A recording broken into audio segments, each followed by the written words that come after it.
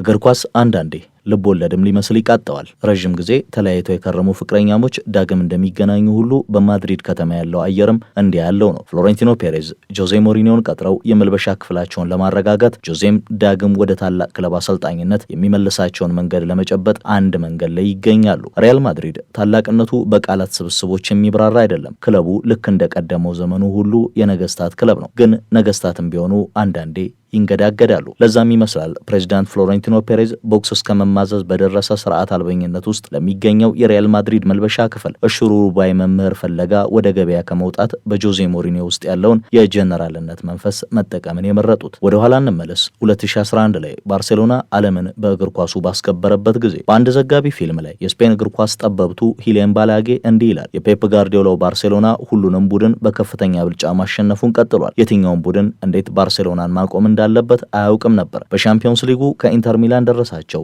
ጆዜ ሞሪኒዮ ምትሃታቸውን ተጠቅመው ባርሴሎናን ከውድድሩ አሰናበቱት። ያቺ ጨዋታ ጆዜ ሞሪኒዮንና ፍሎሬንቲኖ ፔሬዝን አወዳጀች። ከ2008 እስከ 2013 በእግር ኳስ ከታዩ ቡድኖች መካከል የምንጊዜውን ምርጥ ብለን ልንጠራው የምንችለው እንደ አንዳንዶች ገለጻ ደግሞ ለፍጹምነት የቀረበው ባርሴሎና የቆመውም መንገራገጭ የጀመረውም በጆዜ ሞሪኒዮ ቡድኖች ነው ይላል ሂሊያን ባላጌ። ጆዜ ሞሪኒዮ በስፔን የእግር ኳሱን ሜዳ ወደ ጦርነት ሜዳ ቀየሩት። በመጀመሪያው ዓመት ኮፓ ዴል ሬይን ሲያሳኩ በቀጣዩ ዓመት ላሊጋውን በ100 ነጥቦችና 121 ጎሎች በማሸነፍ አዲስ ታሪክ ሰሩ። ሪያል ማድሪድ ከ8 ዓመታት ጥበቃ በኋላ በተደጋጋሚ ለአውሮፓ ሻምፒዮንስ ሊግ ግማሽ ፍጻሜዎች መብቃትም ችሎ ነበር። ያ የ100 ነጥብ የሊግ ድል ተራ ድል አልነበረም፣ የባርሴሎናን አምባገነንነት የሰበረ እንጂ። ሆኖም ያ ጉዞ በውዝግቦች በግጭቶችና በክርክር ተቋጨ። ካሲያስ፣ ራሞስ፣ ሚዲያው ሁሉም ጆዜን ተቃወሙ። ግን ጆዜ ሲወጡ አንድ ነገር ጥለው ነበር ሄዱት። ለሪያል ማድሪድ ለቀጣዮቹ ዘመናት የሚቆይ የማሸነፍ ስለንቦና።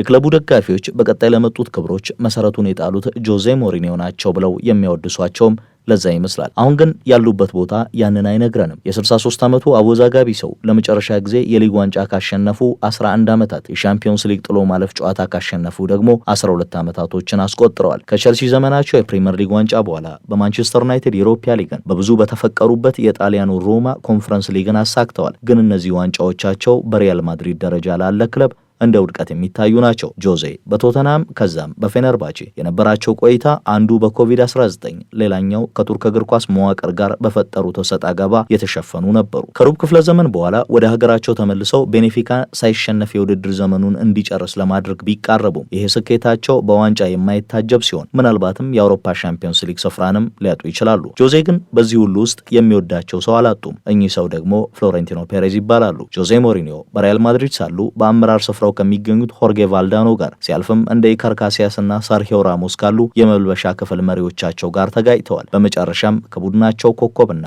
ከሀገራቸው ልጅ ክርስቲያኖ ሮናልዶ ጋር ተጋጭተው ቆይታቸው ተጠናቀቀ። ፔሬዝ ግን ከሞሪኒዮ የማይወዱት የጨዋታ አቀራረባቸው ብቻ ነው ተብሎ ይታመናል። በተለይም በመጀመሪያው የክለቡ ቆይታቸው ክለቡን ጠላት ናቸው ብለው ካመኗቸው አካላት ለመከላከል የሚሄዱበትን ርቀት እንደሚወዱላቸው ለፔሬዝ ቅርብ የሆኑ ሰዎች ይመሰክራሉ። ሌላው የሚጠቀሰው ነጥብ ደግሞ ፔሬዝ ለሚያውቋቸው ሰዎች ያላቸው እምነት ነው። ይሄ ደግሞ በአንቸሎቲና በዚዳን ዳግም ሹመት በጉሌ የታየ ነው። በክለቡ ውስጥ እንደ ጆዜ አንሄል ሳንቼዝ እና ጁኒ ካላፋት ያሉ ሰዎች ድምጻቸው ተሰሚነት ቢኖረውም የመጨረሻው ውሳኔ ግን የሚወሰነው በራሳቸው በፔሬዝ ነው። ሪያል ማድሪድ ስፖርቲንግ ዳይሬክተር አይፈልግም፣ ምክንያቱም ፔሬዝ ራሳቸውን ስፖርቲንግ ዳይሬክተር አድርገው ስለሚመለከቱ ነው። ፔሬዝ ደመነፍሴን አምነዋለሁ ማለት የሚጀምሩበት ጊዜ ከተፍ ይላል። አይ አንዴ እንኳን ጆሮዬን ለአማካሪዎቼ ልስጥ ባሉባቸው ጊዜያት በጁሊያን ሎፔቴጊ እና ዣቪ አሎንሶ ቅጥር ስኬታማ አልሆኑም። ከዚያ ይልቅ በደመነፍሳቸው ተመርተው የማንንም ምክር ሳይሰሙ ዚዳንና ካርሊቶን በመለሱ ጊዜ ስኬታማ ነበሩ። ለዛም ነው በአሁኑም ጆዜ ሞሪኒዮን በራሳቸው ምርጫ ሊሾሙ የተዘጋጁት። ሪያል ማድሪድ አለመረጋጋትና